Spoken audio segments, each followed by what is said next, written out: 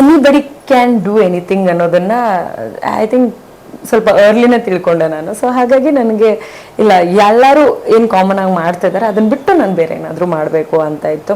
And of course ಮನೆಗಳಲ್ಲಿ ನಾನು ಯಾವುದಾದ್ರೂ ಒಂದು ಕೆಲಸ ಮಾಡಿ ಸೆಟ್ಲ್ ಆಗಬೇಕು ಅನ್ನೋ ಥರದ್ದಿತ್ತು. ಬಟ್ ನನಗೆ because I was two active in my school days and all, I was never thinking that ಒಂದು ಜಾಗದಲ್ಲಿ ಕೂತ್ಕೊಂಡು ವರ್ಕ್ ಮಾಡಬೇಕು ಅಂತ.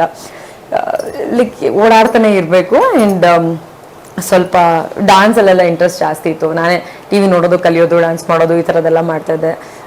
ಕ್ಲಾಸಸ್ಗೆಲ್ಲ ಹೋಗೋಕ್ಕಾಗಲಿಲ್ಲ ನನಗೆ. So all that activeness probably got me into this thinking. Ramya ಅವ್ರ ಬಗ್ಗೆ ಹೇಳಿದ್ರಿ, ಅವ್ರ ಥರ ಆಗ್ಬೇಕಿತ್ತು ಅಂತ. ಸೊ ಏನಾದರೂ ಪ್ರಯತ್ನ ಪಟ್ಟಿದ್ರಾ ಅವ್ರ ಥರ ಲುಕ್ಕಲ್ಲಿ ಕಾಣಿಸ್ಕೊಳ್ಬೇಕು ಅಂತ?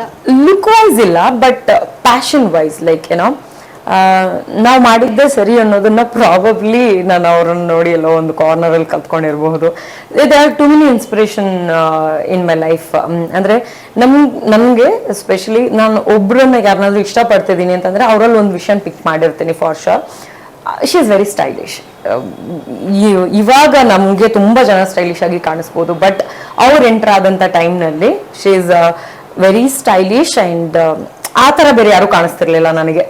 ಆ್ಯಂಡ್ ಅದಲ್ಲದೆ ಅವ್ರದ್ದೊಂದು way of coming to the industry ಇದೆಯಲ್ಲ, ಅವ್ರು ಫಸ್ಟ್ ಒಂದು ಪ್ರಾಜೆಕ್ಟ್ ಮಾಡಬೇಕಾಗಿತ್ತು, ಅದರಲ್ಲಿ ಸ್ವಲ್ಪ ದಪ್ಪ ಇದ್ದಾರೆ ಅನ್ನೋ ಕಾರಣಕ್ಕೆ ಇಲ್ಲ ನೆಕ್ಸ್ಟ್ ಪ್ರಾಜೆಕ್ಟ್ ಅಂತ ಹೇಳೋರು. ಅದಕ್ಕೋಸ್ಕರ ಅವ್ರು ಸಣ್ಣ ಆಗಿ ಅಭಿ ಸಿನಿಮಾದಲ್ಲಿ ಅವರು ಲಾಂಚ್ ಆದರು. ಸೊ ಆ ಕಾನ್ಸೆಪ್ಟ್ ಇದೆಯಲ್ಲ, ನನಗೆ ಅಂದರೆ ಬೇಕು ಅಂದಾಗ ಬೇಕು ಮಾಡಲೇಬೇಕು ಅನ್ನೋದು ಒಂದು ಹಠ ಇದೆಯಲ್ಲ, ಅದನ್ನು I think it was very inspiring ನನಗೆ.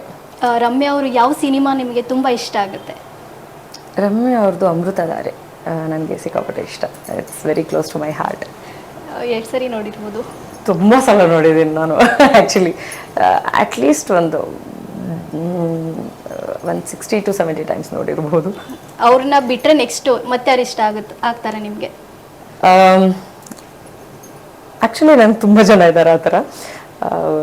ಈ ಸೆಂಟಿಮೆಂಟ್ ಅಂತ ಬಂದಾಗ ನನಗೆ ಶ್ರುತಿ ಅವ್ರು ಸಿಕ್ಕಾಬಿಟ್ಟೆ ಇಷ್ಟ ಆಗ್ತಾರೆ. ನಂಗೆ I have particular things for particular artist, ಆ ಥರ ಇದೆ. ಆ್ಯಂಡ್ ಈಗ ಕಾಮಿಡಿ ಅಂತ ಬಂದಾಗ ಉಮಾಶ್ರೀ ಅವರೇ ನೆನಪಾಗ್ತಾರೆ, ಬೇರೆ ಯಾರೂ ನೆನಪಾಗಲ್ಲ ನನಗೆ.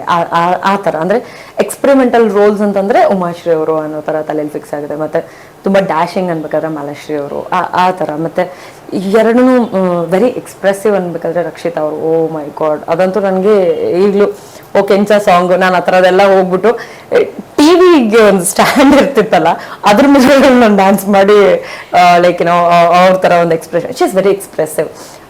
ಅಷ್ಟು ಎಕ್ಸ್ಪ್ರೆಸಿವ್ ಆರ್ಟಿಸ್ಟ್ನ ನಾನು ನೋಡೇ ಇರಲಿಲ್ಲ ಅನ್ನೋ ಥರದೊಂದು ಫೀಲ್ ಇತ್ತು ನನಗೆ ಆ ಟೈಮ್ನಲ್ಲಿ. They are many artist like that. ನನಗೆ ಒಂದೊಂದು ಪ್ಲೇಸಲ್ಲೇ ಒಬ್ಬರು ತುಂಬ ಇಷ್ಟ ಆಗ್ತಾರೆ. And Deepika Padukone is my all time favourite. SS TV cinema ಜಗತ್ತಿನ ಕ್ಷಣ ಕ್ಷಣದ ಸುದ್ದಿಯೊಂದಿಗೆ.